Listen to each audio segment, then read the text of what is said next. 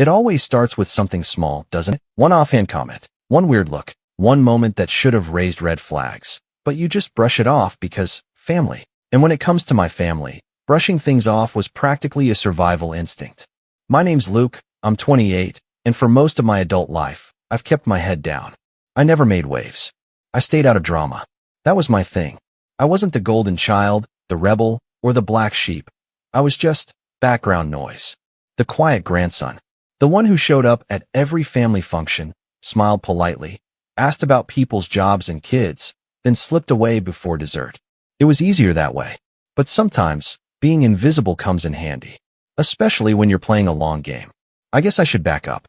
This story really starts with my grandfather, Pop. He was my mom's dad, a wiry old man with a gravelly laugh and more patience than anyone I've ever met. The kind of guy who could fix anything, grow anything, and somehow find peace sitting on the same porch swing for 40 years. He didn't say much, but when he did, people listened. Pop owned a small cluster of properties outside the city. Nothing flashy, but the kind of land that had grown more valuable with each passing year as the suburbs crept closer. One of those properties was where he lived. A modest but charming house with a wraparound porch, a little garden out back, and a massive oak tree that practically defined the skyline. That house meant everything to him. He built it with his own hands in the 70s. Raised my mom in it. Watched her grow up, watched her leave, watched her fall apart a few times, and still kept that door open for her. And for me, that house was a second home. I spent summers there, winters too, when things at home got tense. He never said it out loud, but I knew he saw through the chaos in our family. He knew how my mom let people walk all over her. How my dad only ever showed up when there was something in it for him. How my sister, Amanda, could turn on a dime from sweet to venom if it got her ahead. And yet, Pop never tried to change anyone. He just observed. Waited. I guess that's where I got it from. When Pop passed away last spring, it hit me harder than I expected. I was the one holding his hand in hospice. The one who handled the funeral arrangements. The one who stood up and gave a eulogy while Amanda fake cried into tissues she didn't need.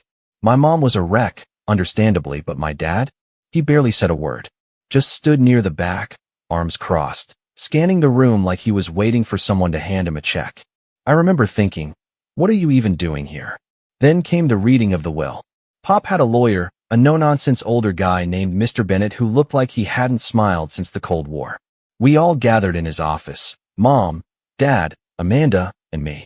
Amanda was dressed like she was heading to a brunch with Real Housewives, full makeup, giant sunglasses on her head, tapping away at her phone like the outcome was already decided. I was sitting next to her, quiet, watching everyone.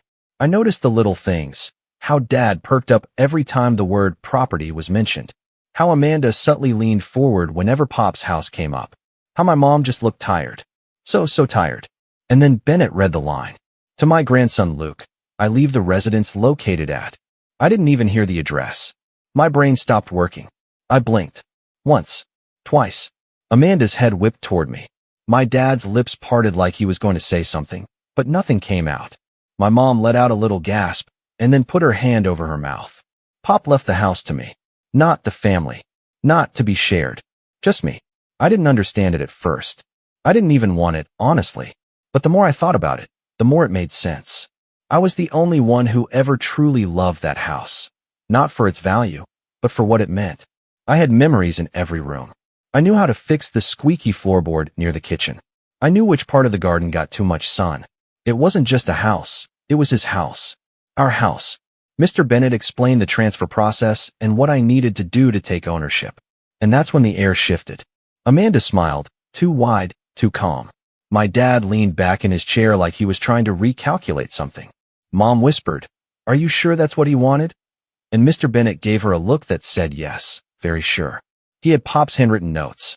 His exact instructions. There was no ambiguity. Afterward, Amanda caught me in the parking lot.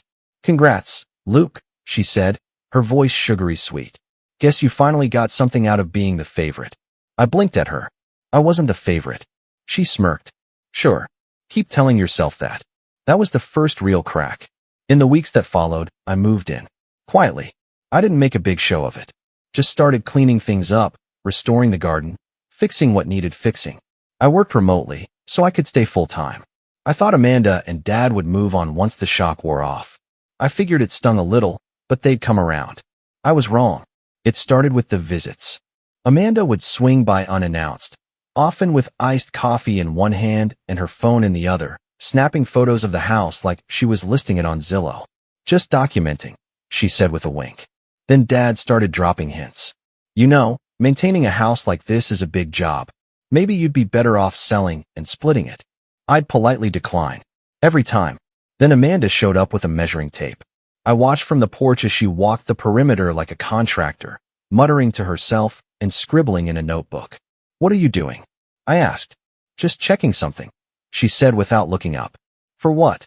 She glanced up, tilted her head. You know, if you ever decide to be reasonable. That night, I called Mr. Bennett. Told him I had a feeling something was coming, and I didn't want to be caught off guard. He listened quietly, then said, I'll take care of it. Just keep your head down. So I did.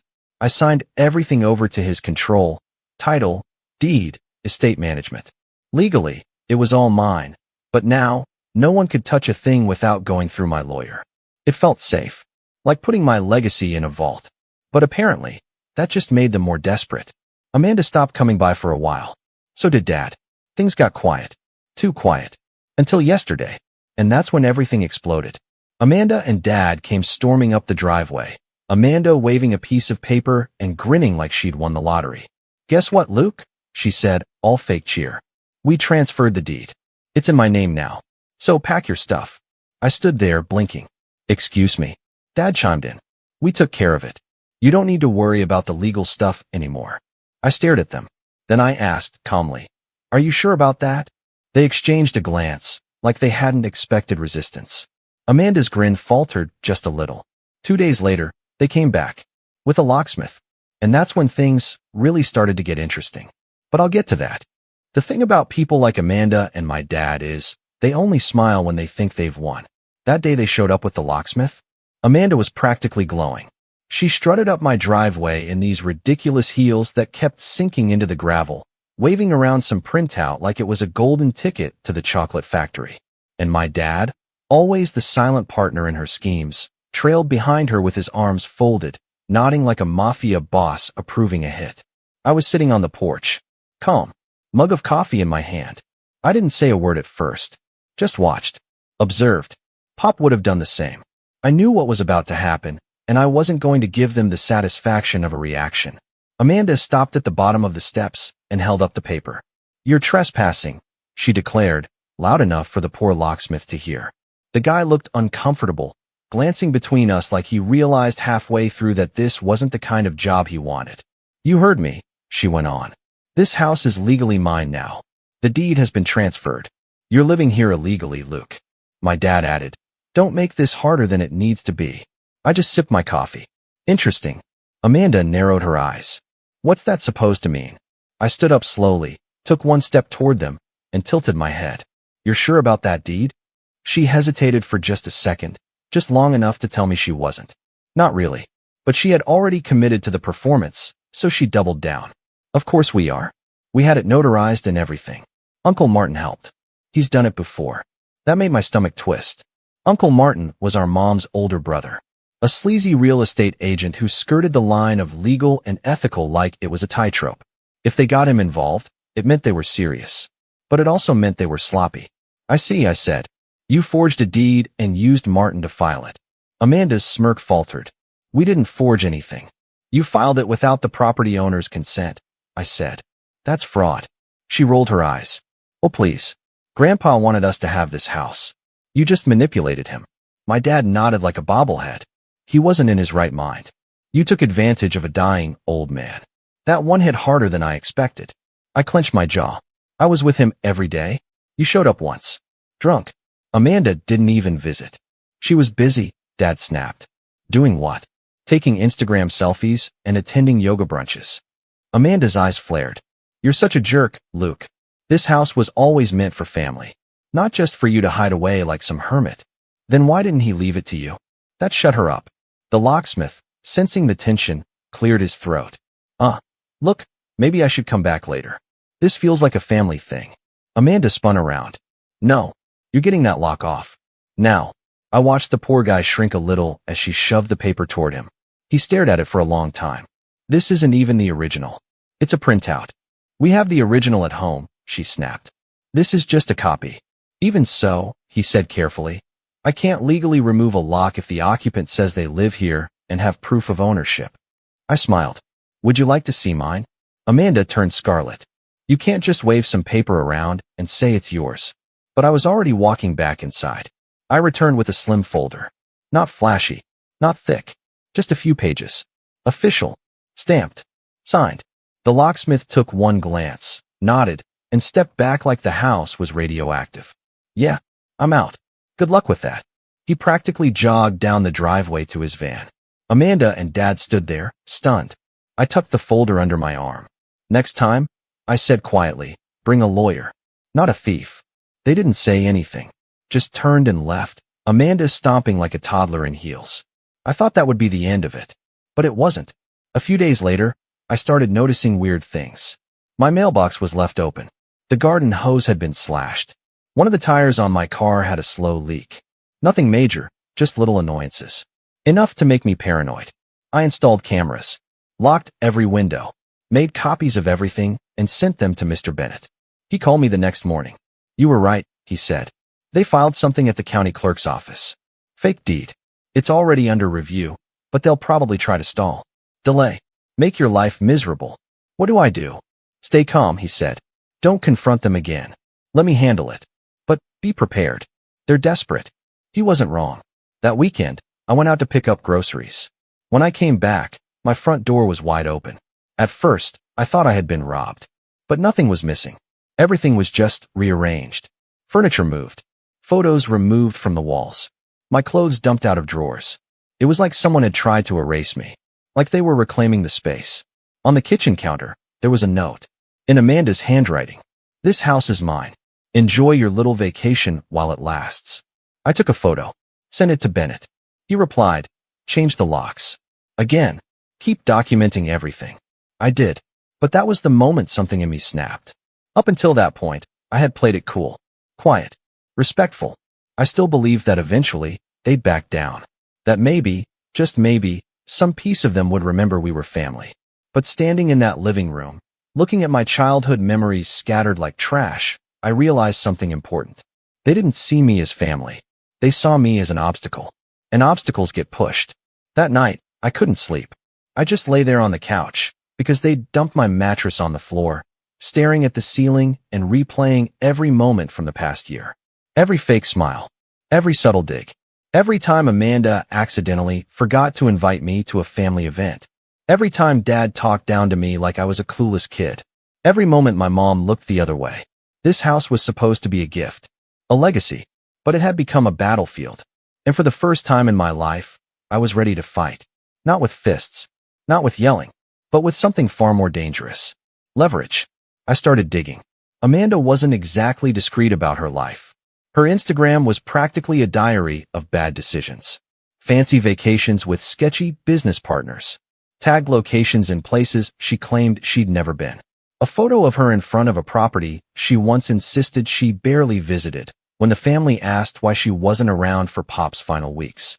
And Dad, well, let's just say there's only so much you can lie on a bankruptcy filing before things start to look suspicious. I compiled everything. Quietly. Carefully. Then I made a call to Mr. Bennett. I want to push back, I said. Not just defend. I want to go on the offensive. There was a pause. Then, for the first time ever, I heard him chuckle. Good, he said.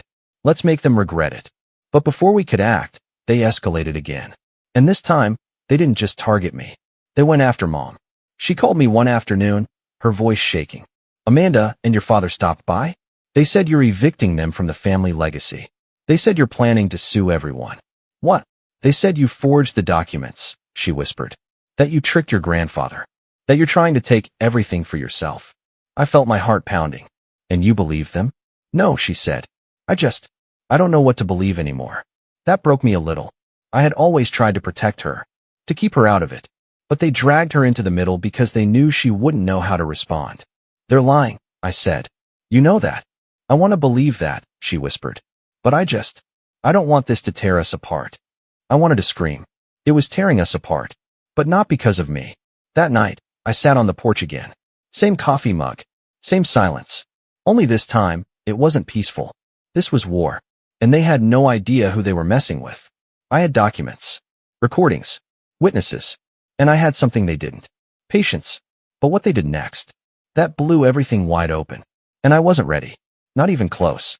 It's a weird thing, watching your world unravel in slow motion.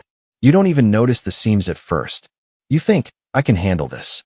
You think if you stay calm, if you play it smart, if you just let them tire themselves out, it'll pass.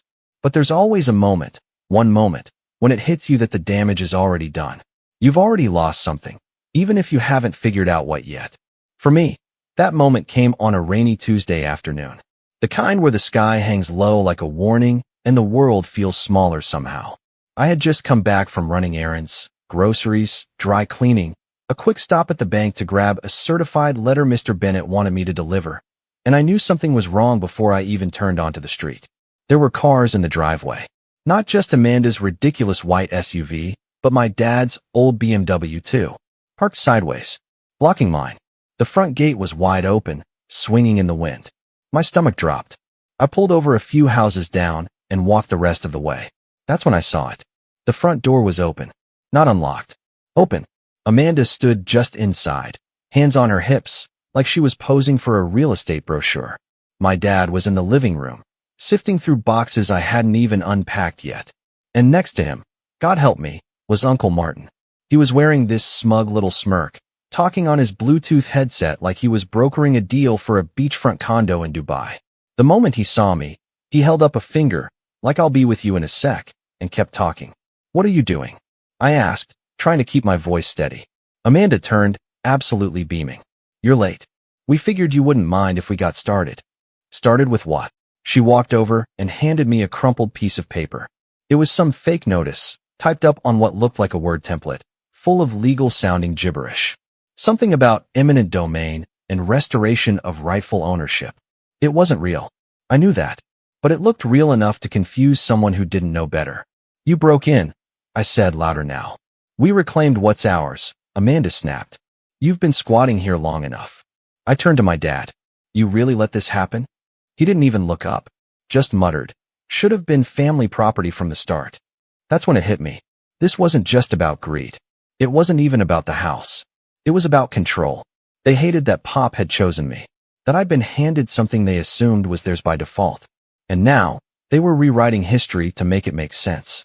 I left without another word. I knew better than to try and reason with them when they were in that state.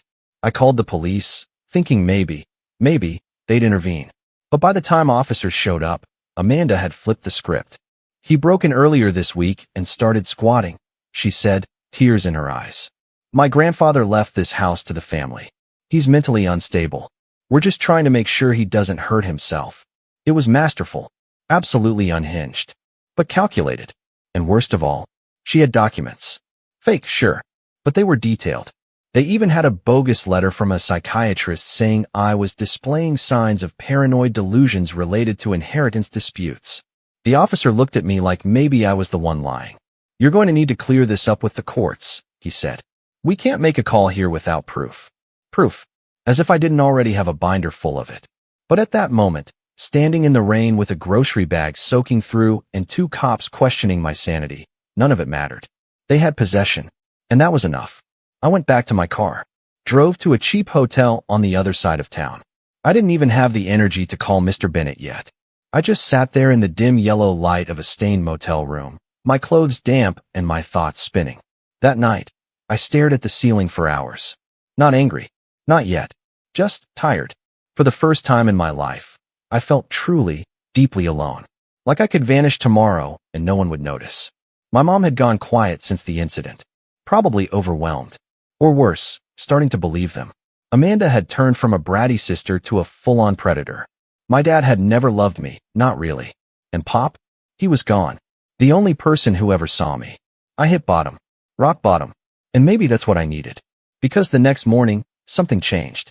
I woke up, showered, and sat at the little motel desk with my laptop. And I started writing. Not to vent. Not for therapy. But to document. Every incident. Every lie. Every piece of evidence. I laid it all out, chronologically, meticulously. I created timelines, attached photos, cross-referenced dates. I even uploaded old videos of Pop talking about the house, about why he wanted me to have it. It was like a dam breaking. I wasn't just fighting anymore. I was building a case. Mr. Bennett called later that day. "I got your photos," he said. "I've never seen someone so thorough." "I want to sue," I told him. "You'll win," he said simply. "But it'll take time. Months, maybe." "Then we start now." He paused, then said, "Actually, I might have an idea. Something quicker." It wasn't flashy. It wasn't even aggressive. Just a quiet, deliberate escalation. He filed an emergency injunction to prevent further activity on the property, construction, leasing, sale, anything. Then he triggered a legal motion to investigate the forgery of the deed. But the best part? He looped in a title insurance investigator, someone who loved this kind of mess. Within days, Amanda's fake documents started to unravel. Uncle Martin's name flagged a half-dozen previous property disputes, including one that ended with a quiet settlement for clerical errors. Suddenly, people were watching. Not just lawyers. Authorities. Amanda had no idea. Neither did Dad. I played it cool. Stayed silent. Let the pressure build. And in the meantime, something strange started happening. I started to heal. Not all at once, but little things. I reconnected with an old friend who offered their guest room. Got out of the hotel. Started going on long walks again. Cleared my head. I even started freelance consulting on the side. Something I hadn't done in years because I'd always felt like I wasn't good enough. But now I was too angry to feel small. I was discovering something Pop had always hinted at, but I'd never really understood until now. Power isn't loud. It's quiet. It's the person who listens instead of shouts. It's the one who documents, who waits, who prepares. Power is control, and control is knowing when to strike. That's when the email came in. From the county recorder's office. Subject line: urgent, fraudulent deed investigation update. And what it contained was the spark that would change everything. I must have read the email 10 times, just staring at the screen while the words soaked in. It was short, clinical, and free of drama, which, weirdly, made it even more satisfying. The investigation into the contested deed has confirmed multiple inconsistencies in signatures and notary records. A formal hearing has been scheduled. Interim property control will revert to the original recorded owner pending final judgment. Translation: they were caught. Amanda, my dad, Uncle Martin, they'd pushed their luck too far, and now the legal system was finally taking notice. It wasn't over yet, not even close, but this was the opening I'd been waiting for. The moment where the tide starts to shift. And I didn't want to just get justice. I wanted them to feel it. All of it. The betrayal. The humiliation. The blind, greedy arrogance of thinking they could walk into my life, rip out the one piece of my legacy that mattered, and smile while doing it. That email was the spark. But the setup? That was going to be art. I called Mr. Bennett that night. He was calm as always, but I could tell he was pleased. "They overplayed their hand," he said. "We'll get your house back, Luke. But if you want more than that, we need to go deeper." "I do," I said. "I want everything they've done on record." "Then let's start with Uncle Martin." The next morning, Bennett filed a formal complaint with the state licensing board for real estate professionals. It wasn't hard. Martin's name was already on a watch list, and our evidence, including the forged deed, false notary stamps, and that sketchy Word doc Amanda had shoved in my face, was the nail in the coffin. Then we filed a civil suit. Fraud, forgery, trespassing, emotional damages, property interference, the works. Bennett even added Amanda's name directly to the complaint, not just as a participant, as a primary actor. "Make her feel it," I told him. "Oh, she will." But I wasn't just building legal cases. I was building leverage. And leverage, as Pop once told me, is best used when no one sees it coming. That's when I started reconnecting with the family. Not Amanda or Dad. No, the rest of them. The aunts and uncles. Cousins I hadn't seen in years. People who still talked about Pop like he was a legend. Which, to me, he was. It started with one cousin, Melanie. She was older than me by a few years, but we'd always gotten along when we were kids. I reached out, told her what was going on. Sent her the court filings. Showed her the fake deed. Her reply? "Holy crap. I knew Amanda was shady, but this is next level." She wasn't the only one. Word spread fast, and soon I had half a dozen relatives texting me, asking what they could do to help. Not all of them were close to Amanda, but some were still in contact with Dad. And what they sent me was pure gold.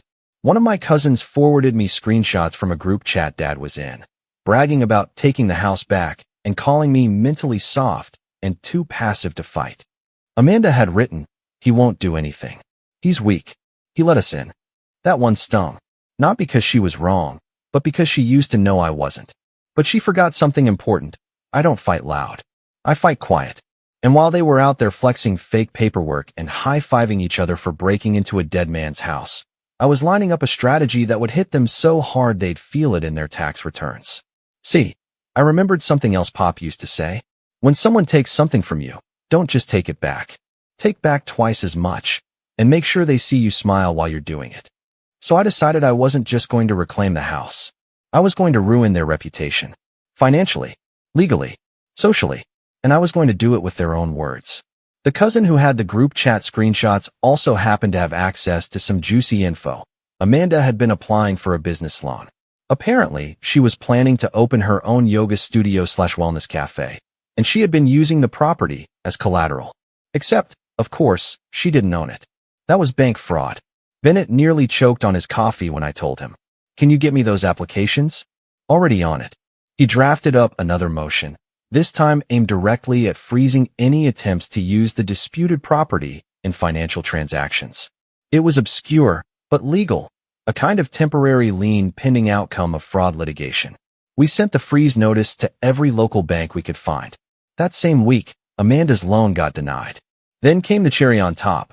I reached out to a family friend who worked in local real estate and asked if he could run a discreet background check on Uncle Martin's listings. Two popped up with similar clerical inconsistencies. Bennett filed complaints with those owners, too, letting them know they might be victims of title fraud. By the end of the month, Martin was under review by the state board. And Amanda? Well, Amanda started losing followers. I didn't even have to do anything for that part. Her Instagram had been full of flashy posts about manifesting property wealth and how I inherited a $1.2 million estate by aligning with my truth. Once news started to spread that she was being sued for stealing that property, people turned. One of my cousins anonymously posted the court docket in the comments. Then someone else uploaded a screenshot of the fake deed with the caption, "This you?" She lost 2 sponsorship deals that week. But here's the part one haven't told you yet. The house. I never left it. I let them think I did.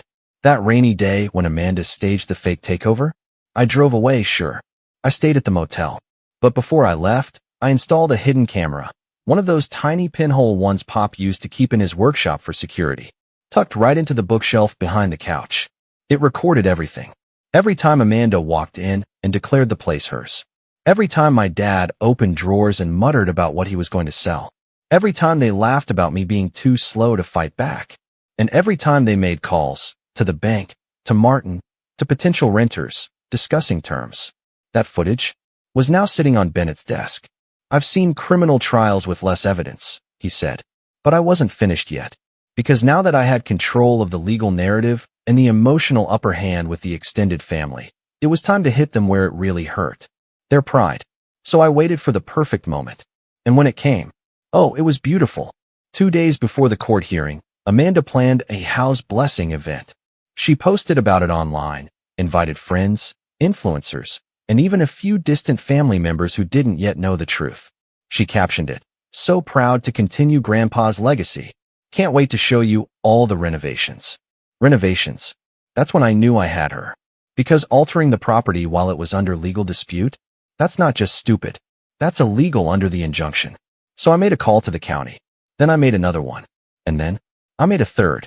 And on the day of the house blessing, Amanda showed up with her little white balloons and catered vegan cupcakes, only to be greeted by a sheriff's deputy, a court officer, and a very polite county inspector holding a cease and desist notice. They shut the whole thing down in 20 minutes. People started asking questions. And then I walked up the driveway, documents in hand, smiling like I was there for the cupcakes. Amanda turned ghost white. "You're not supposed to be here," she hissed. I held up the court notice. "Actually, I am." Her voice cracked. "You're insane." "Maybe," I said, stepping past her. "But I'm still the legal owner." And then the front door creaked open. and for a second Amanda looked like she'd seen a ghost. Standing in the doorway wasn't me. It was Mr. Bennett, in a sharp gray suit, legal folder in one hand, and a court officer standing directly behind him. Calm, unbothered, like he was stepping into a conference room and not a battlefield that had once been my grandfather's porch. Amanda froze. Her eyes darted from me to Bennett to the sheriff's deputy beside the county inspector. Dad, who had just rounded the corner of the house holding what looked like a tray of wine glasses, stopped mid-step and blinked like a deer in headlights. Uncle Martin? Nowhere to be seen. The house blessing party had fizzled into a puddle of confusion. Guests murmured. Someone whispered, "Is this that lawsuit thing?" The decorator awkwardly deflated a balloon. Amanda's yoga instructor friend snapped a picture for Instagram, then immediately deleted it when she realized what was happening. Bennett took a step forward. "This property," he said, voice clear, calm, and just loud enough, "is currently under injunction due to a pending fraud investigation. No gatherings are allowed. No alterations. And certainly no attempts to transfer or lease ownership." Amanda's mouth opened, then closed, then opened again. "This is a family event," she said, flailing. "We're just honoring Grandpa's legacy." "You mean the legacy you attempted to falsify legal documents to steal?" Bennett replied flatly. "Those weren't falsified," she said, her voice cracking. "You're just jealous because, she turned to me. Because he manipulated everything." Bennett ignored her. He turned to the court officer. "Execute the notice." The officer stepped forward and handed Amanda an envelope. "Another to my dad."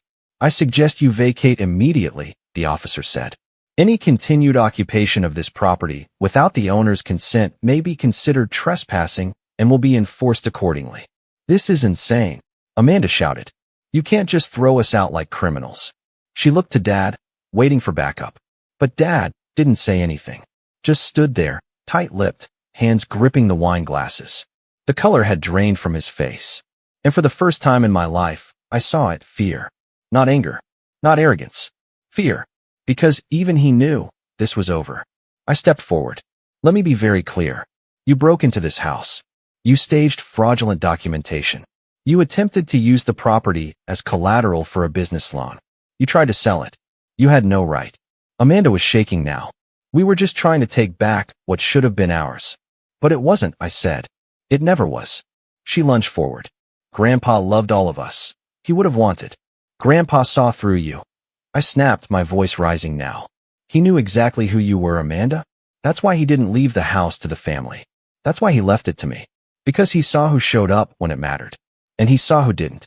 She flinched like I'd slapped her. For a moment, the silence wrapped around us all like fog. Then she whispered, "You think this makes you better than me?" "No," I said.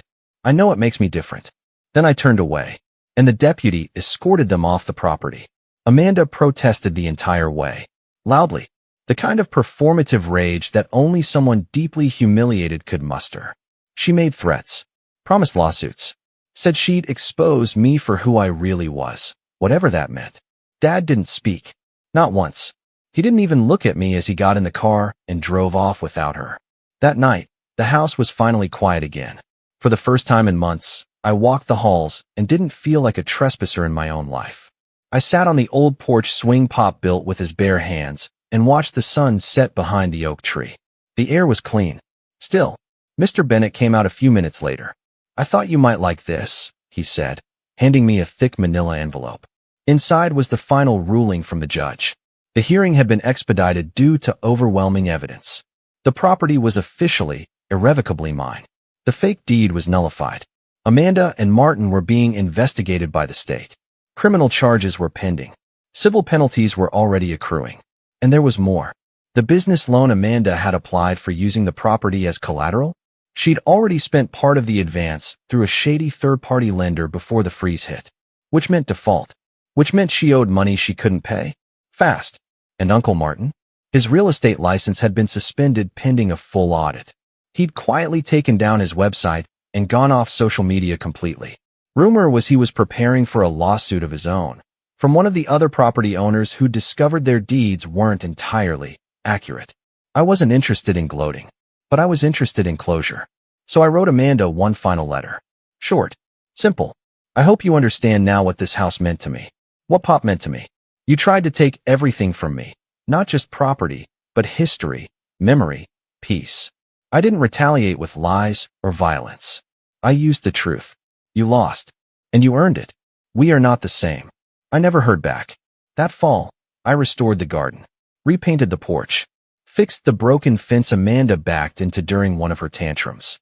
I found an old journal of Pop's in the attic, buried under a pile of dusty photo albums. It wasn't long or full of wisdom, just notes, sketches, ideas, quotes he liked. One page caught my eye. Character isn't who you pretend to be in front of others. It's who you are when you think no one's watching. That's who I'm leaving this house to. It wasn't signed. It didn't need to be. That winter, I invited some of the extended family over for dinner. Cousins, aunts, people who hadn't stepped foot in the house since the funeral. We laughed, shared stories, passed around old photos.